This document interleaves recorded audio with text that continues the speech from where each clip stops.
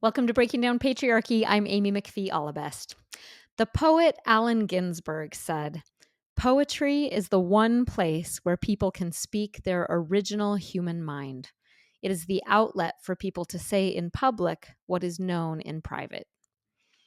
As a groundbreaking gay poet, Ginsberg did indeed say things out loud that previously had only been known in private.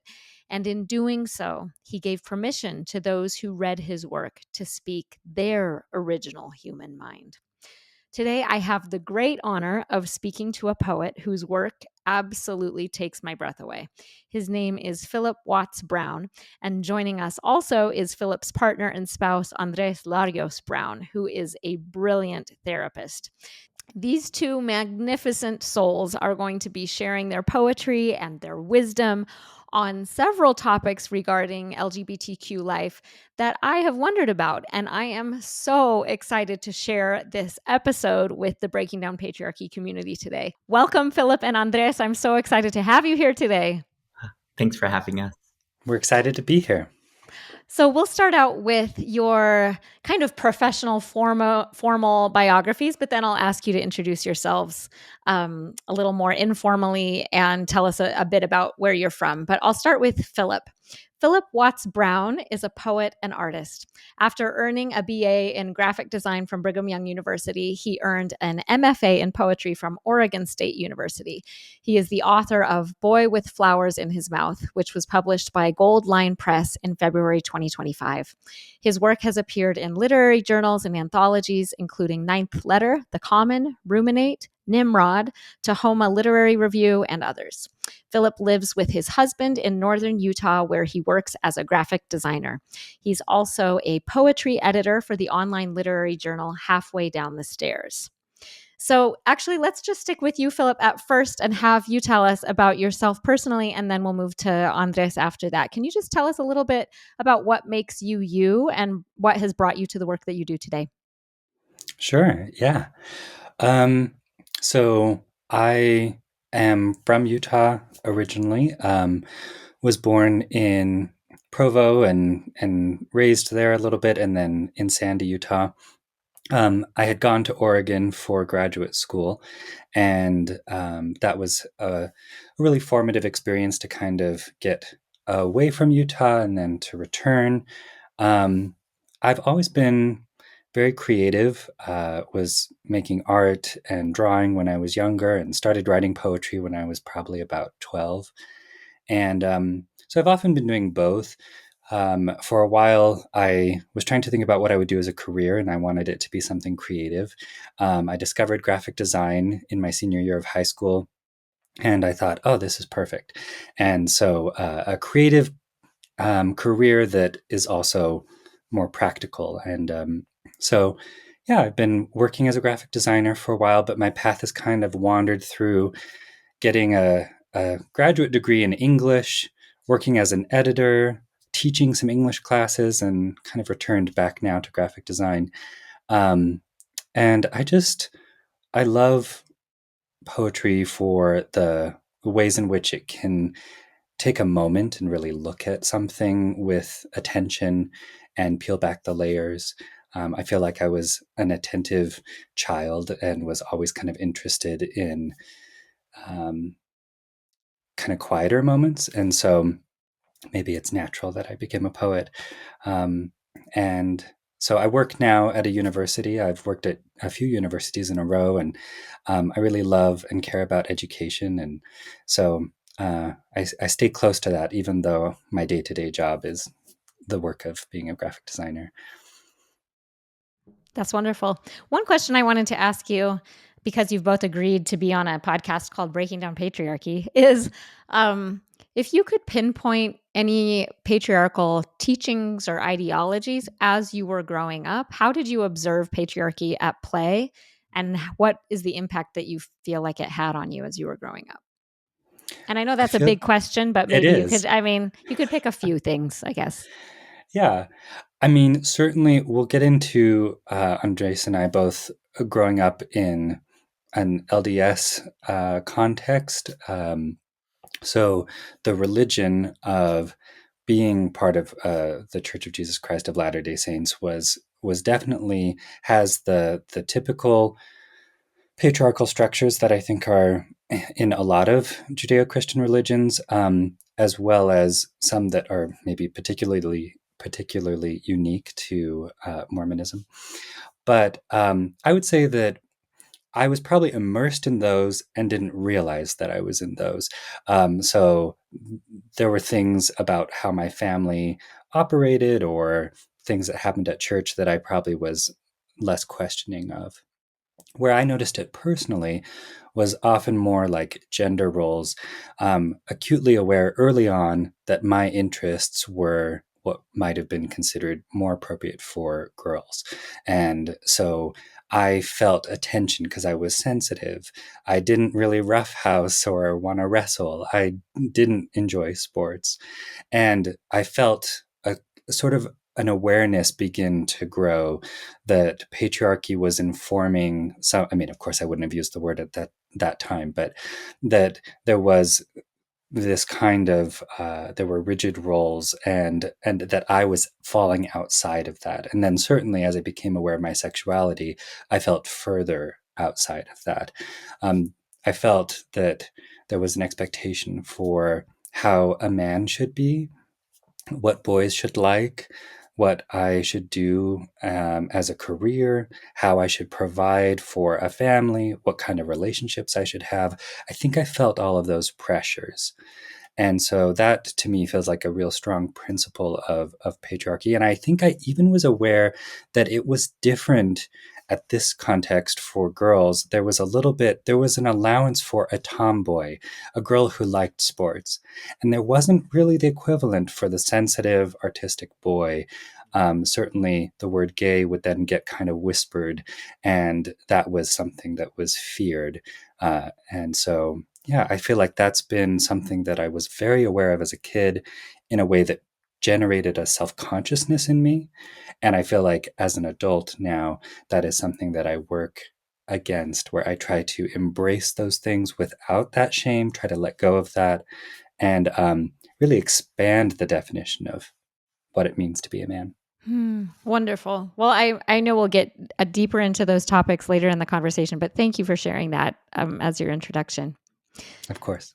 So now let's talk about Andres. Andres, welcome to Breaking Down Patriarchy too, and I'll read your formal bio first too. Andres, sorry. Yeah, there we go. Okay. And is it Larios? Is that your, okay. Andres Larios Brown, pronouns they, ella, is a Utah-based licensed marriage and family therapist dedicated to healing for LGBTQ plus communities. As training director and partner at Simple Modern Therapy and Institute, Andres focuses on trauma healing and well-being for those who feel marginalized or othered. Andres specializes in identity development and reclaiming healing practices for queer, trans, and BIPOC communities.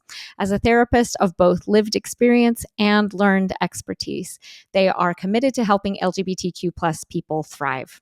In addition to providing therapy, Andres focuses on creating and facilitating training for therapists and teaches at UVU's Masters of Social Work program and UO's Couples and Family Therapy program. They have co-authored a chapter in the Routledge International Handbook of Couple and Family Therapy, as well as a number of other articles in different academic journals. Through therapy, teaching, training, and advocacy, they seek to bridge the gap between research and clinical practice. They and their husband of 8 years live in northern Utah, where they spend as much time with family and loved ones as possible. That is awesome. So, Andres, thank you. And I'd love it if you could actually start by telling us about your pronouns, because some listeners may not be familiar with the pronoun ella. So maybe you can tell us about that and then tell us about who you are. Yeah, Amy, thanks so much. I think it's been a really interesting journey, and I know that we'll also kind of get a little bit more to gender and non-binary gender. But for me, it's been this really interesting space of trying to figure out how to make sense of who I am, not only in English, but also in Spanish, as somebody who is multiracial. My dad is an immigrant from Guatemala. My mom is of Western European or pioneer stock. I feel like there's kind of this really interesting both and so in Spanish, those who are familiar with Spanish is a pretty gendered language, binary gendered language, either ending in O for masculine or A for feminine.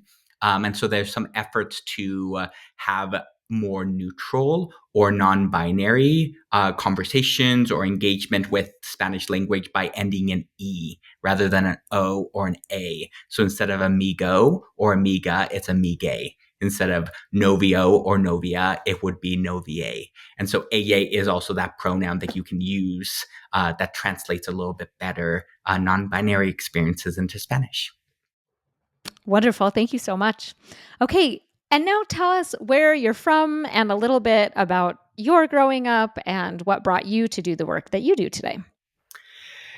Yeah. Oh, what a good question. A big question. I think our journeys are always really complex. So I was born here in Ogden, actually, but we're raised in California. My parents got divorced when I was pretty young, and so my mom then took us to California. So I was raised in Central Valley, California.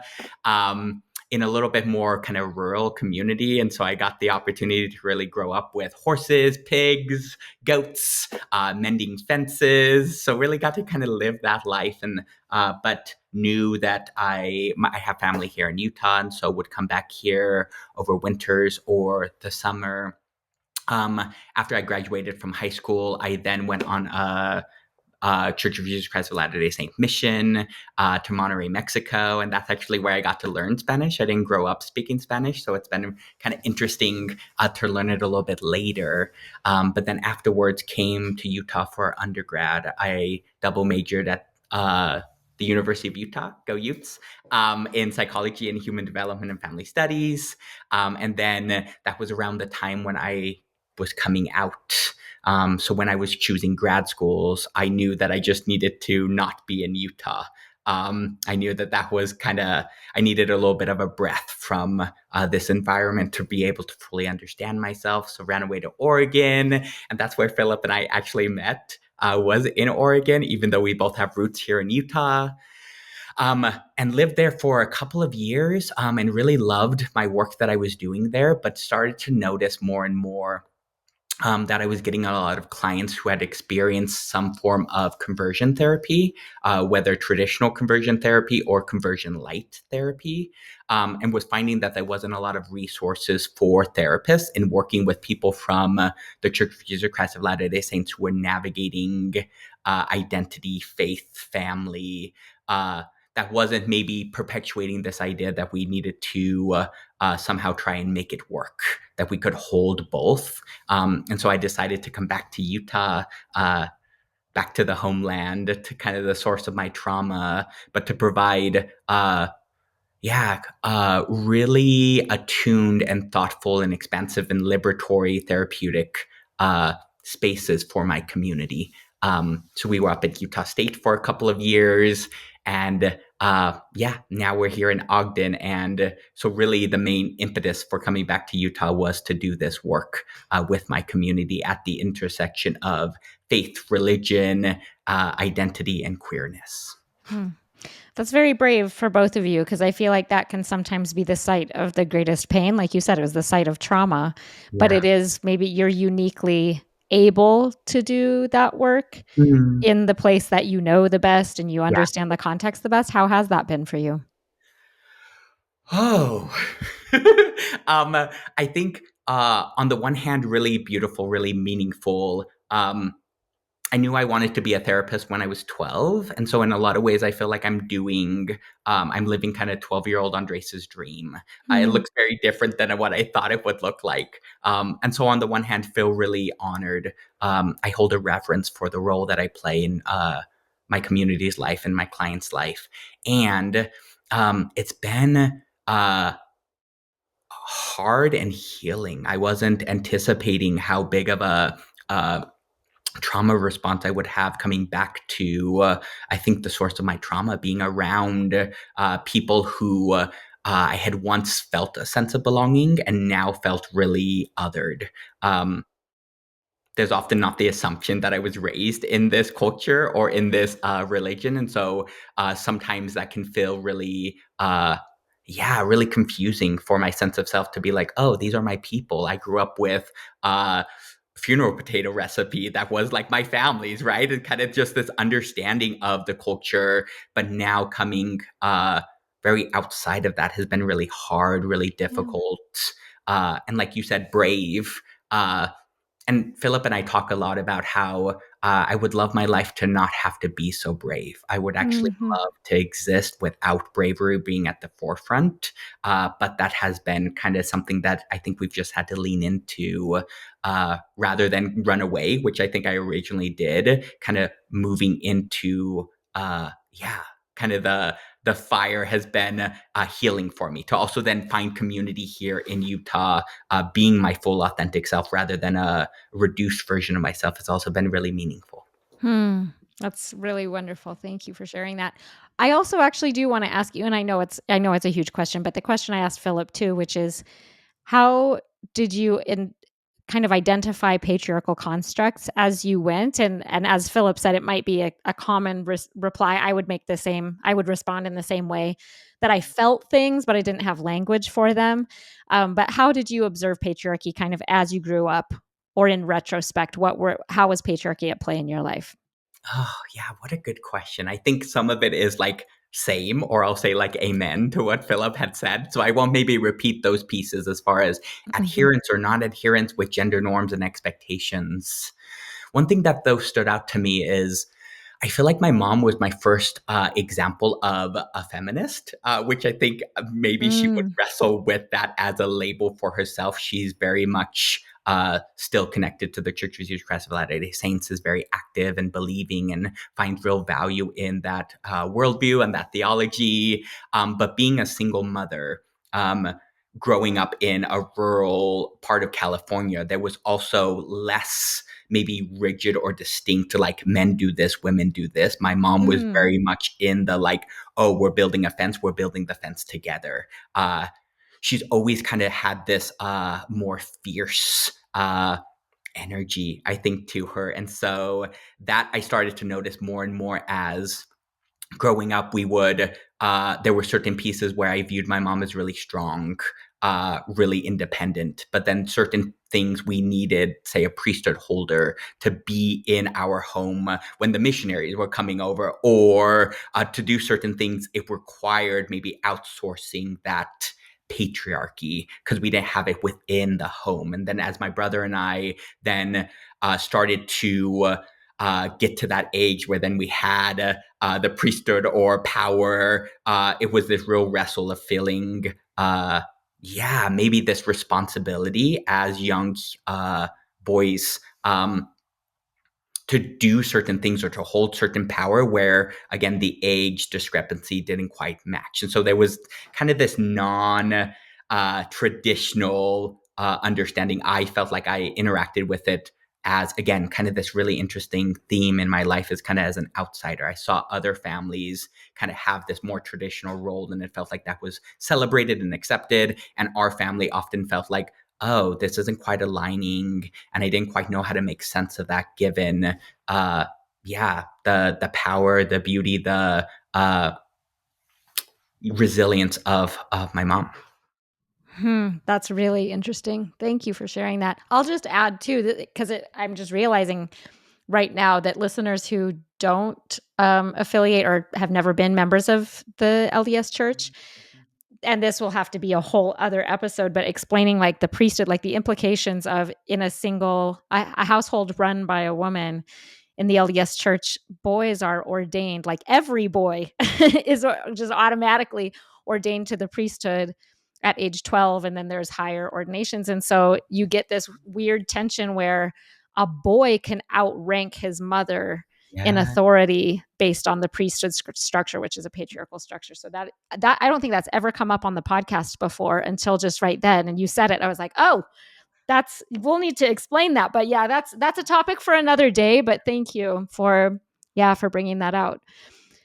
Well, thanks for those intros. That was already fascinating. But I'd love to dig into kind of the meat of the conversation today.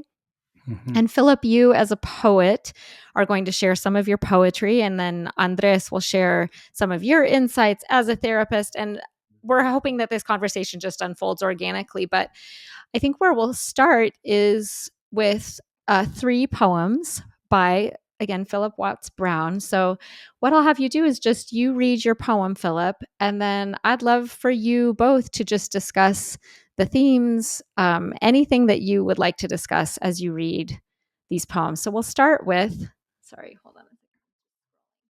Okay. So we'll start with we'll start with Boy with Flowers in His Mouth. And Phillip, I would love it if you would read that. Of course. This poem is the first poem in my collection and the poem from which the title for the whole collection comes. Yes, it's titled Boy with Flowers in His Mouth. Everyone can tell he's a boy who blooms. Can't talk without petals falling, soft evidence against him. He bites down on stems, keeping quiet. The taste, both bitter and floral, a terrible summer. Shame unfurls in the silence, his body a greenhouse flush with desire. A dozen questions blossom on his tongue. No one will explain this. No one will name the flowers. So, this poem came from the idea that this poem came from an image that I saw, actually, a photograph of a boy holding flowers in his mouth, and it was just titled simply that. And I thought that was a really interesting phrase. It instantly connected to me with my voice. As a gay man, often, for whatever reason, our voices are one of the big tells. We, growing up, Andres and I talked about how we were conditioned to be nervous about everything from how we sat or stood or walked. But speaking is tricky. I think you can't avoid your voice, but I had a self-consciousness that it would somehow out me and reveal something. So I thought about this image of holding flowers in your mouth, this sort of uncomfortable obstacle, and also this blooming quality felt like it connected with the perhaps more delicate, feminine quality of my voice. I had the experience that, I think a lot of boys have before their voice changes, where I was confused for my mother on the phone. There were things like that, but I think for me, what was really difficult about that time period was how much silence there was. There wasn't a lot of conversation about, you might be going through this, or, asking some questions, discussion at church and at home about sexuality, especially homosexuality, was in whispered tones, if at all, mostly not at all. And so I think the poem is an effort to open into this sort of larger loneliness that I think a lot of queer youth can experience, which is going through an experience and nobody is really helping you through it, or nobody is talking about it, which can feel isolating. I know I certainly felt like the only one, or I was having this unique experience. And later came to really appreciate finding community. But this poem sits in that early space, that place where I was feeling a self-consciousness, worried to talk, worried to reveal something. It's like carrying around this really big secret, but no one's talking about it. And that's really tough. Yeah, Phillip, as you're talking, it makes me think so much about how, as queer humans, again, kind of this fear of some sort of indication, some sort of movement, the way that we sit. I remember early on being asked to check my fingernails, and whether or not I checked it this way or this way, depending on whether I looked at it straight on or this way, would somehow indicate femininity, which then indicated a queerness. And so I remember early on being taught to not trust my instincts, to not trust my natural way of checking my fingernails, but to perform masculinity in a way that would allow me to be safe, to hide among other representations of masculinity. And so I think there's a real resilience for us in being able to do that. And I think so much of the work that I do as a therapist is learning to undo that. To actually shift our relationship with our natural selves, with our instincts, with our impulses, to get really comfy and cozy, to return back to self, because we've gone through so many processes to shift the way that we speak, the way that we sit, what we like, right? Our favorite bands in middle school and high school, we had to make sure that they were aligned with this appropriateness, or this palatable, or this acceptable category of existence, rather than being able to say, oh my gosh, I love pink, or I love floral, or I love blue, or I love gold, or again, being able to really rest in self. So I feel like what's really interesting is it shows up, it can be a really lonely experience, and it can show up both mentally and physically. Again, we feel really at war with our bodies. Yeah. I feel like when you said performing, that really resonated with me, because I thought, oh, that feels like a big piece of patriarchal masculinity, is sometimes like performing it correctly. And if you don't, you're othered or outed. And I think I love what Andres was saying about like authenticity as a contrast to that. I think part of my unpacking is that I'm Yeah. trying to stop performing. I actually got really good, unfortunately, at hiding, at performing, lying to a degree, not revealing things about myself. So the work of adulthood and the stuff that Andres does in therapy with their clients is, it's so much of this like taking off a costume almost, and trying to be more authentic. But yeah, I think it can all feel very performative. And now on the other side, I sometimes look at, especially like straight men, and I think so much of this can feel like performative, or I wonder what they would do if they felt greater allowance. Yeah. Mm. I wonder that too. And I'm curious too, whether as you started to kind of live more authentically and try to trust your instincts. For example, if you are going to check your fingernails, like Yeah. think like, okay, I can do it how I want, or I don't have to alter my voice or be conscious of my gestures or the way I carry myself. Did that feel really scary at first? Because I think you were doing those things to keep yourself safe, right? So I wonder if like you had it, you're trained mentally and like somatically in your bodies to keep yourself safe. Was it scary to just let yourself be out in the world where you might not have felt safe before?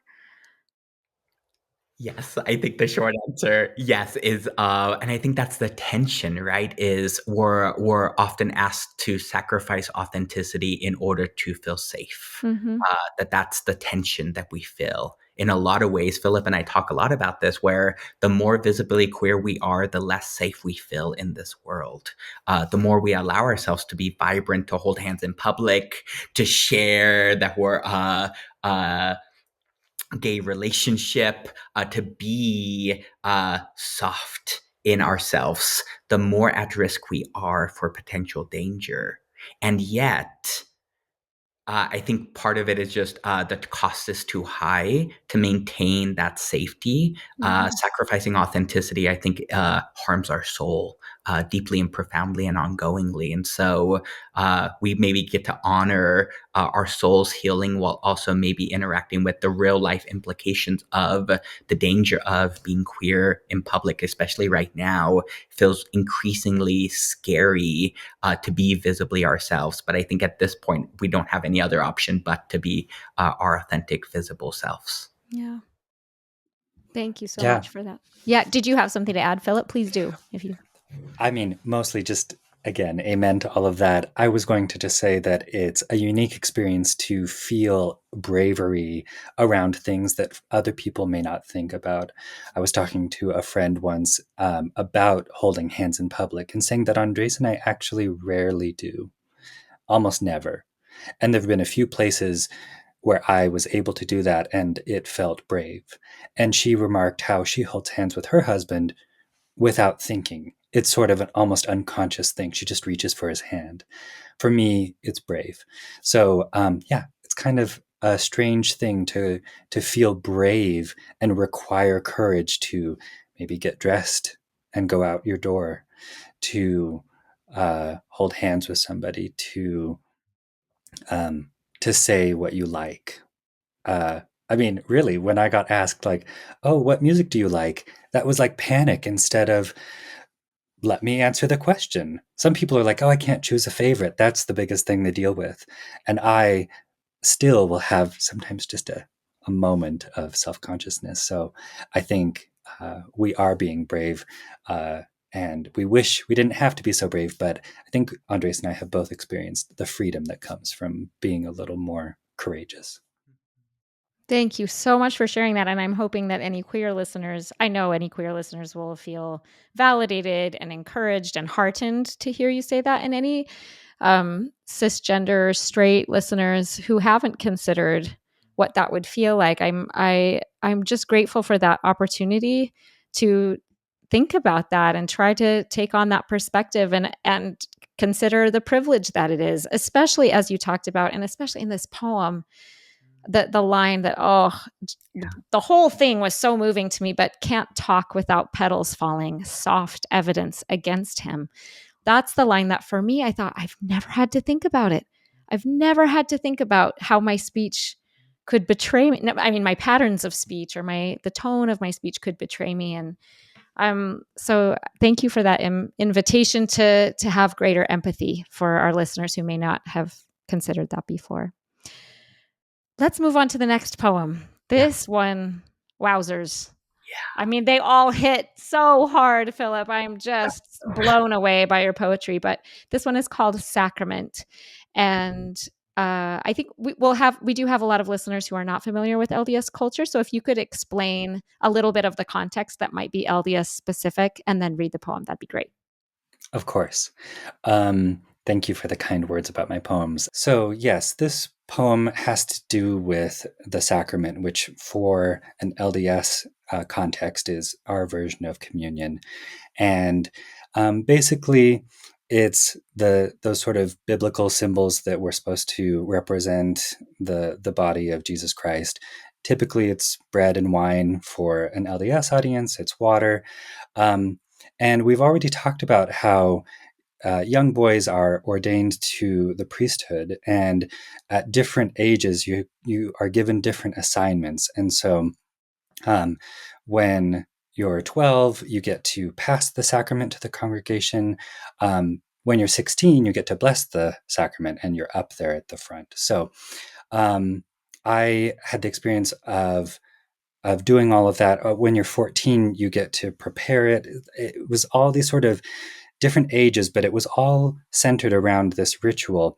And yeah, you'll see the image that really stuck with me was, and I had this thought when I was at that age preparing the sacrament, is you would kind of drape the table with a sheet, a white sheet or a tablecloth, and then lay out these trays.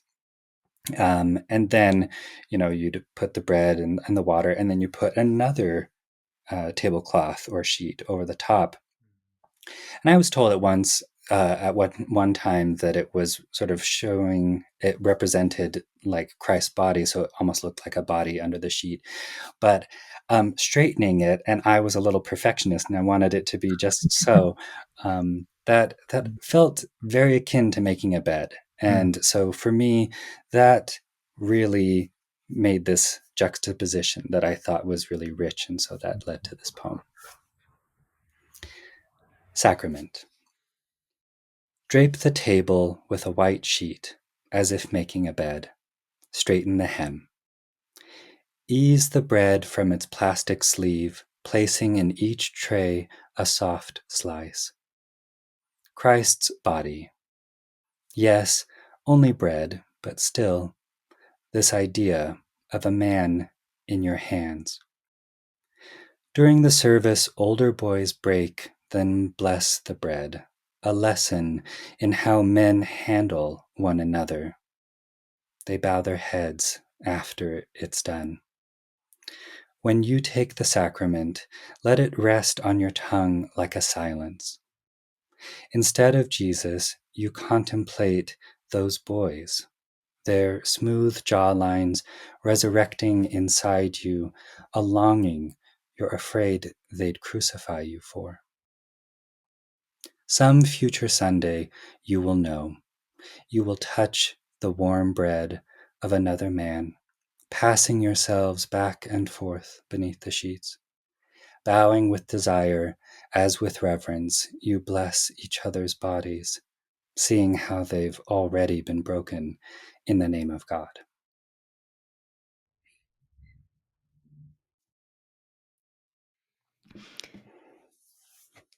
Would you like to speak first? I know I wrote a comment that I had about it, but would you like me to say my comment first, or would you like to speak first about it?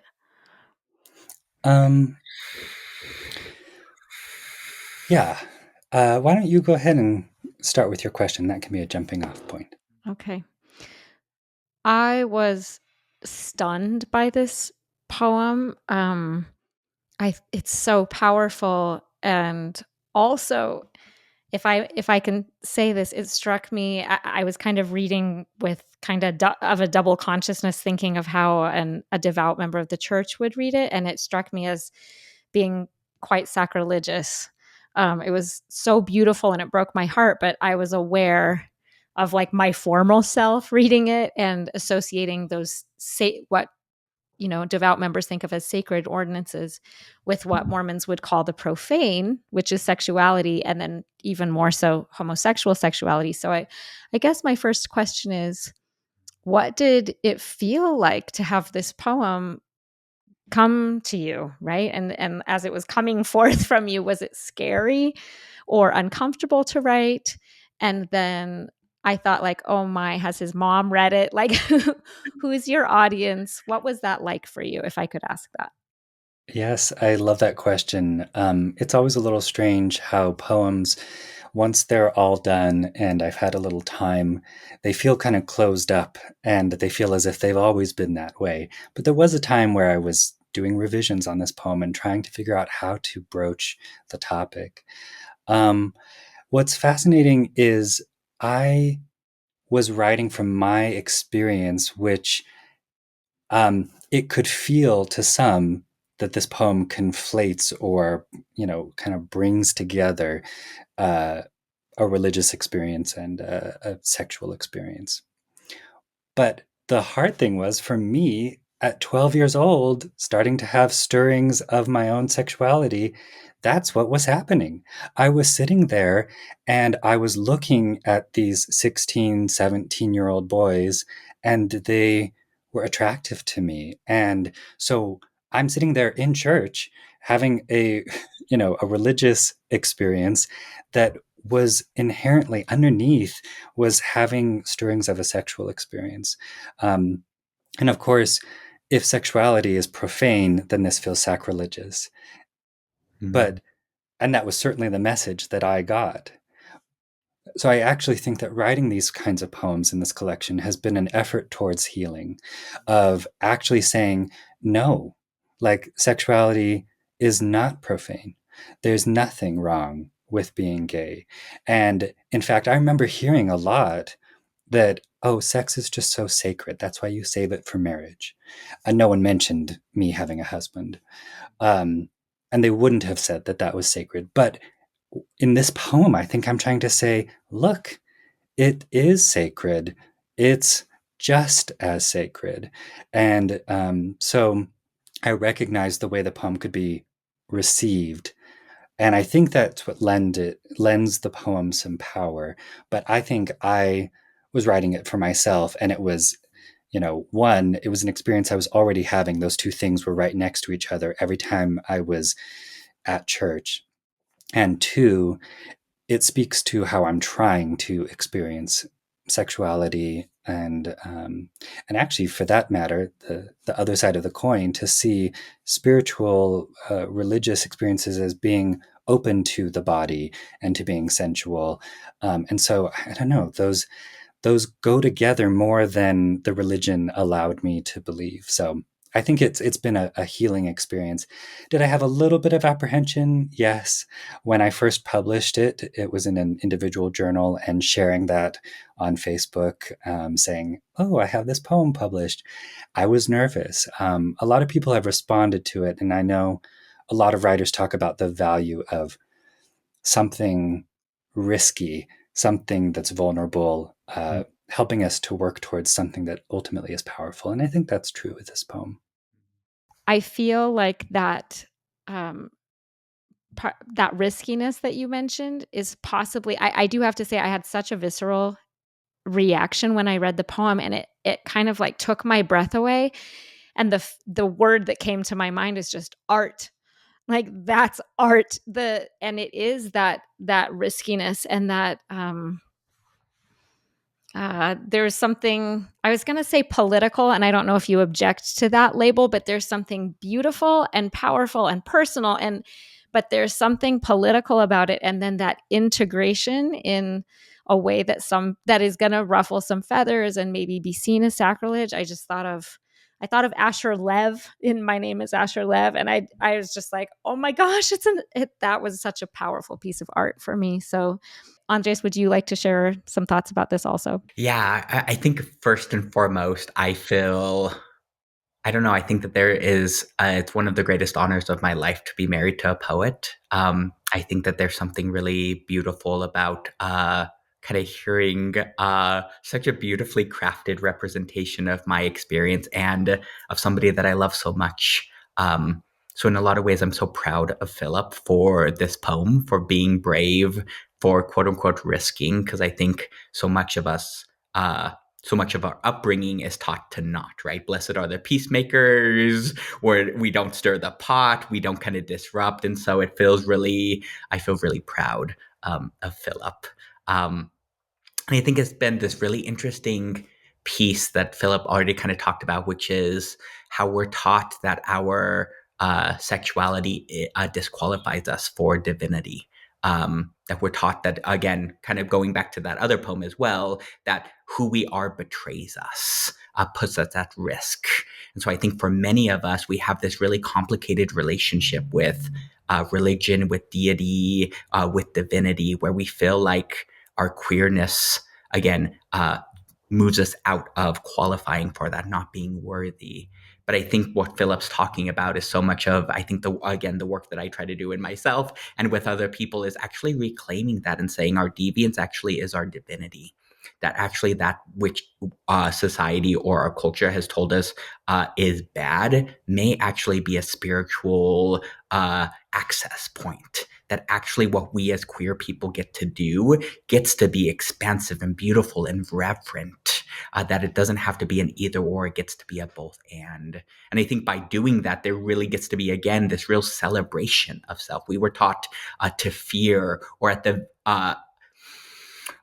fear at worst and at best tolerate. And I think what we try to do is celebrate that, right? That I feel so grateful that I am queer, that I get to navigate the world with these identities and with this gender and with this sexuality, rather than, again, continuing to say, oh, well, I prefer if I could, or if I could go back, I would change it. That way I would have better access. I actually feel like I have deeper access to divinity as I embrace my authenticity, my congruence, and my queerness than I did when I was trying to conform or contort myself into some version that actually wasn't celebratory of a divine maker. That's so beautiful and powerful. Thank you so much for that. Okay, well, we have the great privilege of hearing one more poem from Phillip. This one is called Meditation on a Gumball Machine.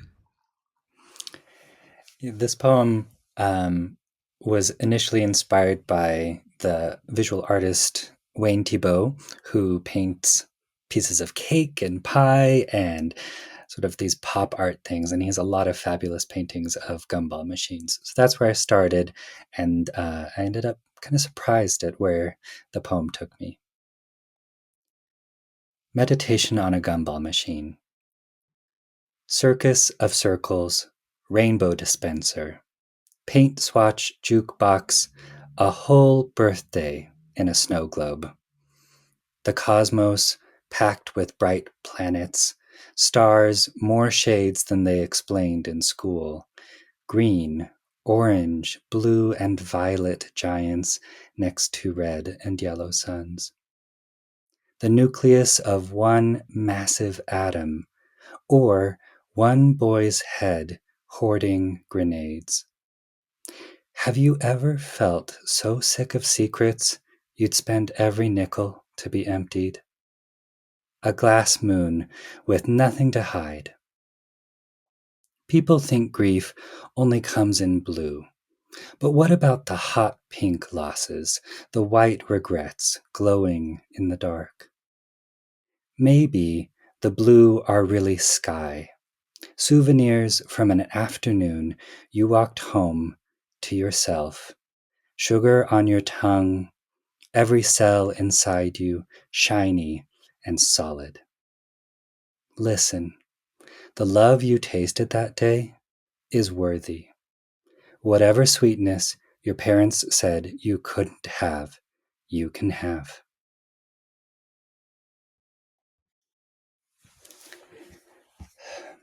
This poem is a really meaningful one to me. As you work on poems, a lot of times they stop surprising you.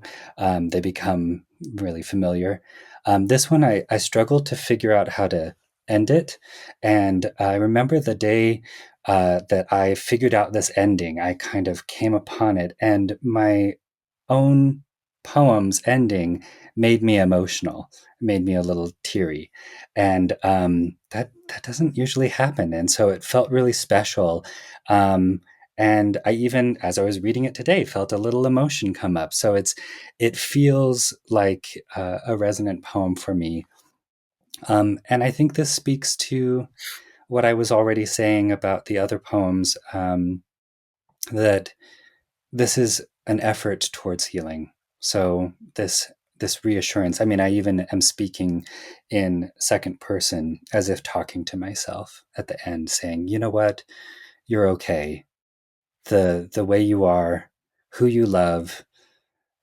Sort of imagining in the context of this poem, perhaps a kiss was had or some experience was had earlier in the day.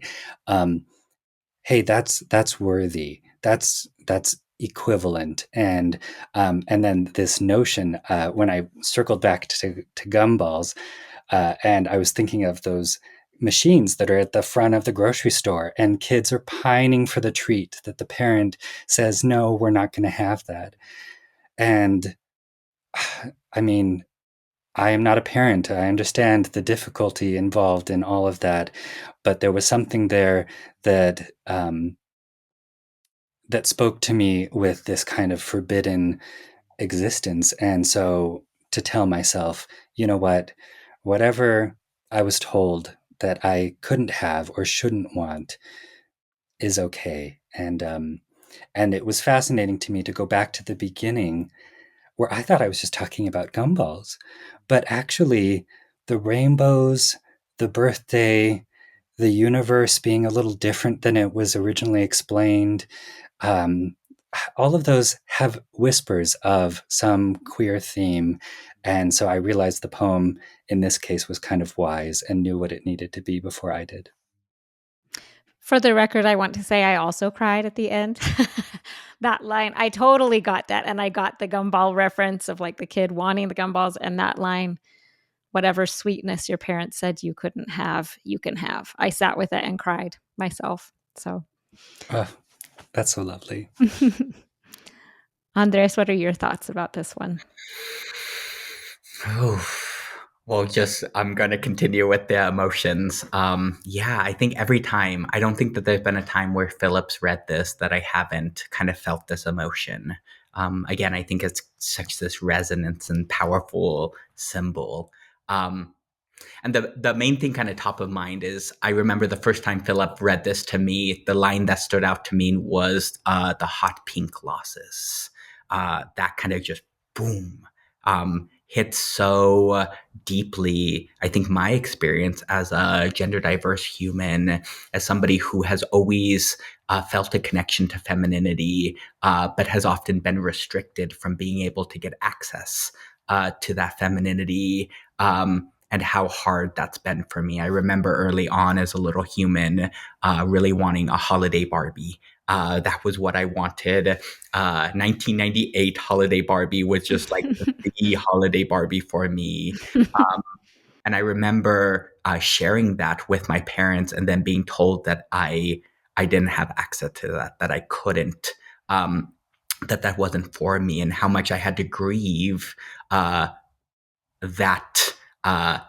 desire or that connection, but then being told really distinctly that I couldn't. And so I think that for me, there's lots of hot pink losses. There's the grief of what I didn't have access to as a gender diverse human that didn't know that they have language, but continually being told no, no, no, no, no, no, no.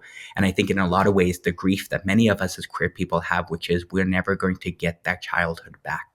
I'm never going to get that experience as a little human of opening up a holiday Barbie and feeling joy and celebration. That's something that I get to give to myself now, but I carry with me the wounds of all of these hot pink losses. Thank you for sharing that. My goodness. It's just brilliant and powerful. We're going to switch gears now, but before we do, I'd love it if you could tell us, Phillip, where can we find all of your poetry? Because listeners, I mean, the three of us are able to read along and see the words, and it's really powerful to hear them, but I think people will want to know where they can find and read again and again. So where can they find your poetry? Sure. I have a website. That's probably the easiest place to get to, philipwattsbrown.com. And make sure there are two L's in Phillip. My collection, Boy with Flowers in His Mouth, is available through the publisher. As I mentioned, it was goldlinepress. There is a link to that on my website. So that might be the easiest place. I'm also on Instagram at Phillip W. Brown, and there's a link tree with links there as well. So hopefully you can find it if you'd like to. And many of these poems were published individually in online journals before being collected in the book. So two of the ones that I've read today are online, and there are links to those as well. Wonderful. Thank you so much. And there'll be links also on our website in the transcription of the episode too. Thank you so much. Okay, we're going to switch gears really quickly and ask Andres to take the lead for the next section. And we were talking a little bit before we did this episode about some topics that I've never addressed on the podcast before, and I've wanted to. So I'll introduce it with this little anecdote because I've had this come up for me recently. I have a friend who's a gay man. I'll say it's not Stacy Harkey, just for people who know I'm friends with Stacy and you're like, oh, it's Stacy. It's not. He lives in California. This is a different guy. And a good friend of mine, a really, really good person. We were working on a project together recently. And I noticed that he was asking me to do a lot of the behind the scenes work. Like literally making copies sometimes and just kind of like the grunt work for the project. Also, he was getting paid for our project. And he didn't offer to, let me have a cut or, share what he was getting paid for this project. And it wasn't really about the money. It's not that I it's a privileged position that I didn't need the money. That's not why I was doing the work. But it did start to bug me a little bit. And I mentioned it to one of my daughters. I was a little confused. And she's like, Mom, just because a man is gay doesn't mean he's not sexist. And I was like, oh, I guess I kind of did think that. And it was kind of a funny thing for me to realize. So I have a two-part question. First of all, is my daughter right? Have you seen misogyny or benevolent patriarchy among gay men? And as I ask that, I'm like, that's maybe even kind of silly, because I suppose that realizing you're gay doesn't automatically erase all of the patriarchal programming that a man has ingested. So maybe that's a silly question, but I'll ask that. And then the second question is that I have heard that patriarchal dynamics can show up even in same-sex partnerships or in queer partnerships, not just in cis het partnerships. And so, Andres, you called it replicating power and misogyny in rainbow colors. And I was like, whoa, oh my gosh, please unpack that. So I'll take my question off the air and you can just go for it.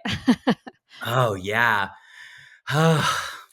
Yeah, I think the short answer is yes. I think misogyny, sexism, patriarchy, power is alive and well, unfortunately, in queer communities. I think you were alluding to a lot of the wisdom that we know, which is queerness does not absolve us from replicating harm.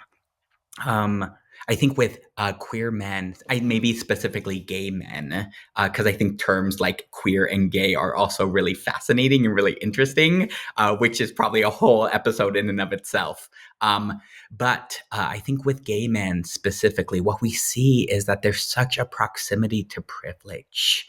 That often there is a one disqualifier from the world being designed for you, these structures being really beneficial for you. And so while you may have to lose some privilege in maybe the sexuality, there's lots of other privilege in a lot of different areas that we see that there's a really hard it's really difficult for people to want to sacrifice that privilege in order to even that power differential. In order to disrupt the patriarchy, you have to be willing to remove your access to some of this privilege. And so I think we see that it's alive and well. Sometimes we see that it's even bigger in queer communities.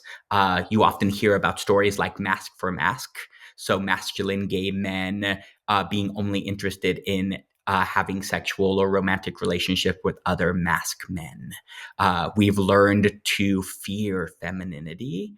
And we've learned to really seek after maybe even hyper masculine presentations. And so that can then reinforce, again, misogyny in being even more fearful of femininity because of maybe the harm that you've experienced, the trauma, or again, that proximity to privilege. Yeah.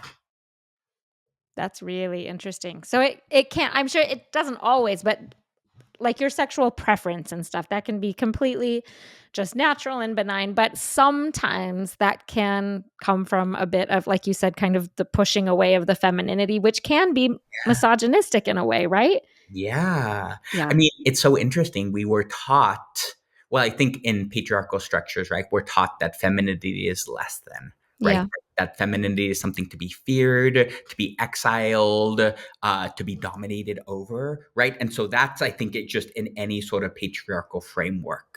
But going back maybe to what Phillip was talking about in these different poems, we as queer people, as queer assigned male at birth people, are also are taught that whatever femininity is within us is going to betray us, is going to Mhm. lead to our non-belonging, is going to lead to our rejection. And so we maybe have extra fear wrapped into, oh, if there is an aspect of femininity, I need to really create these structures to remove myself from that. Which again, what we see is that coming out doesn't uh, mean that suddenly we're then really good at being introspective and unpacking and processing and healing. And so I think, again, a lot of the work that I do is also with maybe more hyper masculine gay men in really unpacking our trauma, that some aspects of how we navigate the world maybe is a result of this trauma, isn't an organic, innate piece of our sexuality, of our gender, of our experience. That's fascinating. It comes out too in simple preferences. Some people will say, I care for this or I don't care for this. The example Andres gave of mask for mask, which is this kind of phrase that gets thrown around. I think some of those people would say, I'm just attracted to masculine men. I'm just not attracted to a feminine guy. And they sort of say it in a really unquestioning way. But I think that's where there's this like, what's underneath that? And I know for me, the fear that I had about acknowledging what music I liked was because there was a fear around femininity and being perceived as feminine. And so I think you can see that play out. And if there's some investigation, sometimes you realize where some of that comes from. And then conversely, I've seen some queer people actually really champion the feminine and some of the attributes that we have stereotypically associated with femininity as a source of power. And there's a reclaiming, an unapologetic femme energy. And that's been really lovely to see. And I find myself, I mean, I think Andres is a good example to me sometimes of embracing the feminine. And I'll feel kind of in between as I feel my conditioning kicking in and I see examples of a possibility and I'm invited to reflect on where these preferences might come from. And I see more and more the limitations of the patriarchal structure and the liberation possible with being open to femininity and not making it the fearful, the big scary possibility to be found out as having anything feminine. And now I sort of am more proud of those things, or try to be. That's great. Well, I'm reflecting too on the specific anecdote that I shared too, that it was, I mean, the things that I noticed were just kind of gender roles, probably just unexamined gender roles of like, well, not thinking to share the payment, like the compensation, and also me doing kind of the behind the scenes work. It actually, I did it without even thinking about it for a long time too, because I also have been conditioned to do behind the scenes work for free as a woman. So I didn't even notice it. I don't think he noticed it, and I didn't notice it until I did notice it. And then I was like, oh, and I kind of like maybe relied on him to be the one to handle that, and then I thought, no, I need to be the one to push back against that. But anyway, Yeah. this brings up kind of my second question, which is in a relationship where you said again, Andres, that sometimes it can replicate power and misogyny in rainbow colors, like just the way we're trained, the way we observe adults in our childhood, our whole lives, then even in queer partnerships, those things can manifest themselves. Could you talk a little bit more about that? And if I can be so bold, I might even ask you if any hierarchical dynamics have come up even in your own relationship. Can I be that bold? Yeah, please, please. Yeah. Oh. Well, I think one of the things that keeps coming up for me is, and I don't mean to be trite, but I think it would be silly of us to believe that we can grow up being socialized in a certain way and not have it impact us consciously and subconsciously in uninterrogated ways. And so Phillip and I will often talk about, I mean, bless Phillip, I think being married to a therapist is an experience in and of itself, right? But we often talk about not if these things are going to show up, but when and how. So rather than feeling like somehow we've elevated ourselves out of that or we removed ourselves completely from that, being really mindful of it's going to show up and it's going to show up in surprising, unexpected ways. And it doesn't matter how much work we do, we need to be prepped and ready for when it shows up, what are we going to do with it? And so I think that's been a key piece of Phillip and I's relationship. Yeah, for better or for worse. Bless your heart, Phillip. But I think it was really interesting. I think maybe the main area where this shows up, I mean, I don't know if this quite answers your question, but when I was coming out as non-binary, I think that was a really interesting experience for Phillip and I. We had gotten together as two gay men and really kind of aligning with kind of being a gay man myself. the security and the connection of having a relationship with Phillip and Phillip's beautiful energy, I think then created an environment where I really got to explore, quote unquote, interrogate this part of myself that I had always attached to maybe being gay, but hadn't, again, going back to those hot peat losses, had instilled in me such the strong, no, no, no, I can't explore that. I can't open that up. There's too much hurt. So as soon as I was able to do that, and as I was doing that, that then created this really interesting process for Phillip and I to talk about what does this mean for our relationship. Oftentimes, you talk about gay male relationships as, two men, and some of the like real beauty and some of the difficulty of having two gay men having extra masculinity in a relationship dynamic. Where I feel like for Phillip and I, we then had to look at what does that mean if femininity is a bigger part of our relationship dynamic than maybe originally we had anticipated. And in some ways, it also feels really silly because a lot of the maybe straight memes also fit really well for Phillip and I. My hair gets everywhere. And so Phillip's finding it all in like these different places, or it takes me so long to get ready. And Phillip's like, 5 minutes, I'm ready to go, right? So we see these really interesting parallels while also having this lens of maybe queerness and how we were both socialized in masculinity as this kind of key piece. So I think that's what was coming up for me. Phillip, anything you'd like to add? I feel like I tangented away from the question. No, uh, I will say what you've already brought up is that there are gender roles in relationships, and I do think queer people often get the annoying question of like, who's the man, who's the woman in the relationship, because there's such a reinforced sense of that only there can only be those two things. One must be this and one must be that. And I always thought, well, what I love about a relationship being queer is it allows for everything gets to be custom or unique. Actually, Andres and I saw this the most when we got married. With weddings, there are a lot of templates, and there are these traditional rituals that align with gender roles. And so a woman is walked down the aisle by her father, and the groom goes first, and she comes towards him. Well, Andres and I said, what do we want to do? Who walks down when and where? And it felt at times a little hard that we were without a template because wedding planning is difficult, but it also really opened it up to whatever it is that we want to do. And we ended up both walking together down the aisle. And I think that is just a really lovely part of our relationship. But I think we can fall prone to like like Andres was saying, we were raised in a way that we were sort of steeped in these structures, and so we can have some of those thoughts.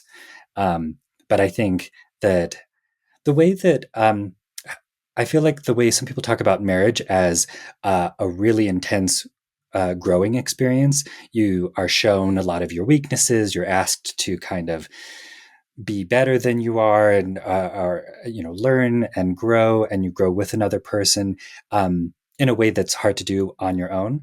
I would say that queerness and queer relationships, in a similar way, they're a parallel. They require thinking about things that maybe straight relationships people can go a while without thinking about. And I feel like Andres and I have to think about these things.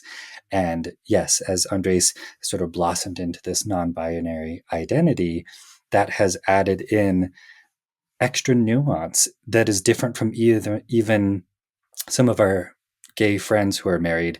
Their relationship, our relationship, like might have some differences, but yeah, I think I know I have to be aware the way anybody in a relationship should be aware. Like, am I bringing in some patriarchal paradigms? And maybe if I do something, regardless of who my partner is, I could be guilty of those things or I strive to move away from those things.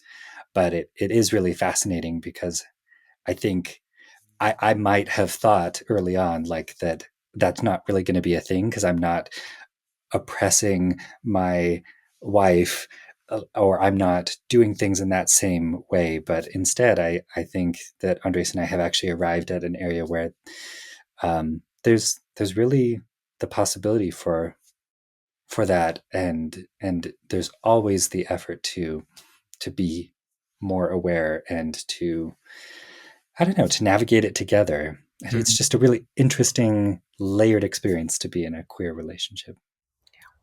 Maybe almost always. We are not perfect by any means, right? And so this is ideal, right? I think we still have to navigate this ongoing, again, kind of this piece of not if, but when. These pieces of, I know sometimes Phillip and I kind of navigate like, oh, explaining something or over explaining something or assuming that one of us doesn't know something maybe really basic. Is that mansplaining?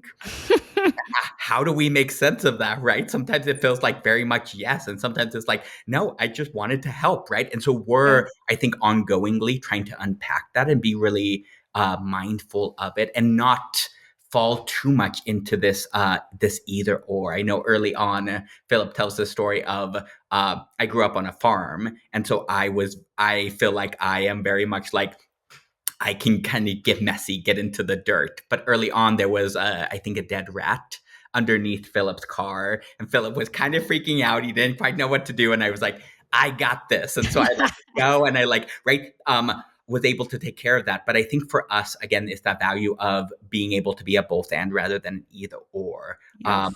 That our masculinity doesn't have to sacrifice femininity and femininity doesn't have to sacrifice masculinity, that we get to hold them together and celebrate them both together, not as mutually exclusive, but interconnected. Brilliant.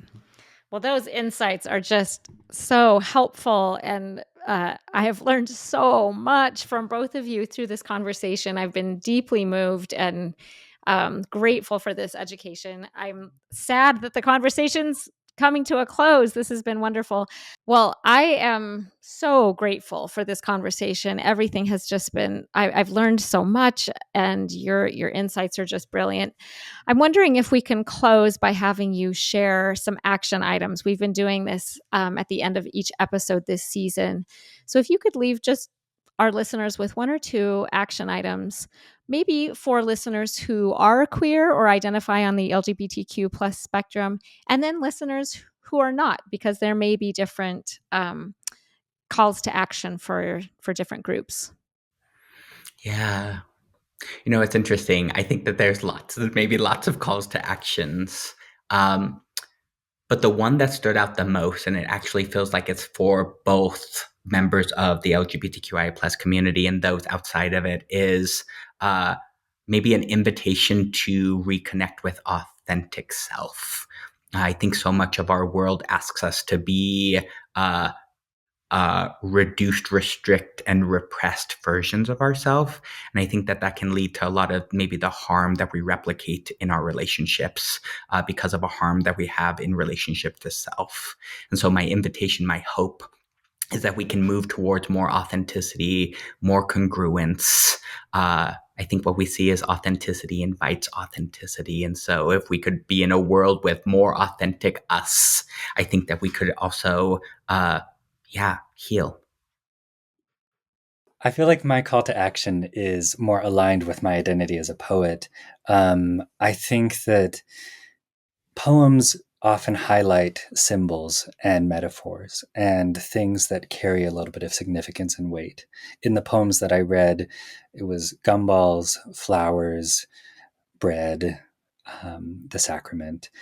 And so I guess I would encourage people to, first of all, notice the things around you that speak to you and are your own private metaphor or symbol.